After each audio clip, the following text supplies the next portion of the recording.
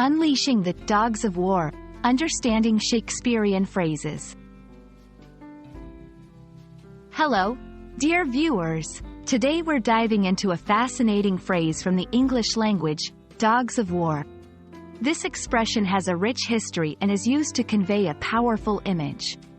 So, if you're ready to expand your understanding and impress your friends with a new phrase, stay tuned as we explore its meaning, origin, and use in modern language. The phrase, dogs of war, is famous for its origin from William Shakespeare's play, Julius Caesar. In a speech, one of the characters, Mark Antony, predicts that chaos and destruction will follow Caesar's death, using the term, "let slip the dogs of war," to describe the unleashing of chaos. Here, the dogs are metaphorically referred to as agents of war, which, once released, cause havoc and violence, similar to how hunting dogs were released to chase down game. In a modern context, dogs of war can refer to the horrors associated with conflict, like destruction, violence, and the uncontrollable nature of warfare.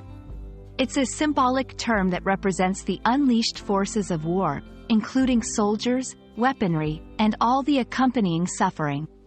The use of this phrase invokes the sense of war's uncontrollable and savage nature.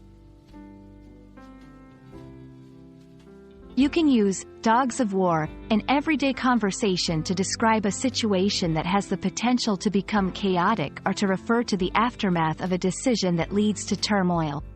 For example, if a company's leadership change leads to instability within the organization, one might say, "The resignation of the CEO has let slip the dogs of war." Besides its use in conversations, dogs of war has made its impact on literary and cultural contexts.